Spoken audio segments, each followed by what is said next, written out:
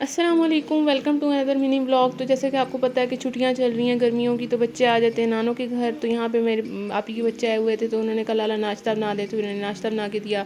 اور یہاں پہ پھر ان کے کپڑے وغیرہ پریس کیے، کپڑے پریس کر کے دیکھا تو یہ اوپر بارش میں نہا رہے تھے۔ پھر یہاں پہ آپی بچوں کا سلیبس یہاں پہ سیٹ کر رہی تھی، چیک کر رہی تھی، اور یہاں پہ سارا گند ڈلا ہوا تھا، تو میں نے سارا بیگ وغیرہ سمیٹا اور ان کی جگہ پہ رکھا۔ تو یہاں پہ یہ واش روم میں آ گئی تھی نہانے کے لیے۔ پھر میں نے باہر دیکھا کہ بارش ہو رہی ہے کہ نہیں، یہاں پہ بارش ہو رہی تھی، ہلکی ہلکی ہو رہی تھی۔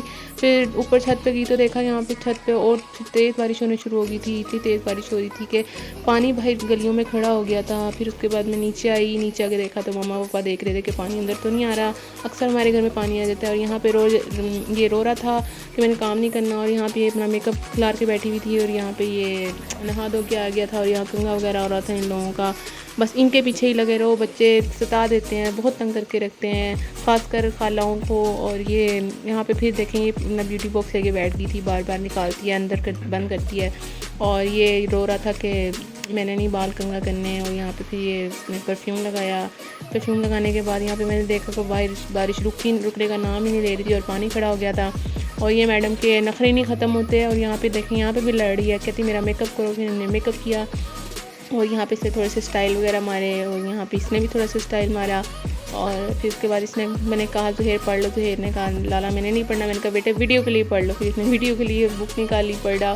پھر میں کچن میں آ گئی، کچن میں آ کے میں نے مٹھ کباب کا مٹیریل بنایا، سالن کی تیاری کی۔ پھر یہاں پہ میں نے پیازوں کو چاپ کیا اور اس کو آئل میں ڈالا، پھر ٹماٹر کاٹے، ہری مرچیں کاٹی، پھر میں نے ٹماٹر کو اس میں پیاز میں ڈالا، یہاں پہ نمک وغیرہ ہلدی وغیرہ اور مرچیں وغیرہ ڈالی، اور یہاں پہ کباب وغیرہ بن کے تیار بھی ہو چکے تھے۔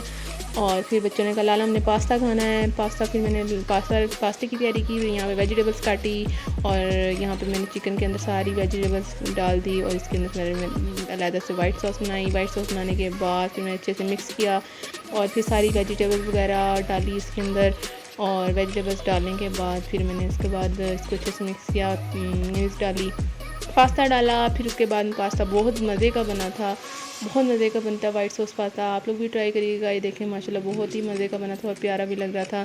تو یہاں پہ ہم سب لوگوں نے کھانا کھایا، اور اسی کے ساتھ کو یہاں پہ بلاگ کو اینڈ کرتے ہیں۔ اور اگر آپ کو میرا بلاگ اچھا لگا تو لائک کریے گا، سبسکرائب کریے گا، اور بیل آئیکن کے بٹن کو بھی پریس کریے گا۔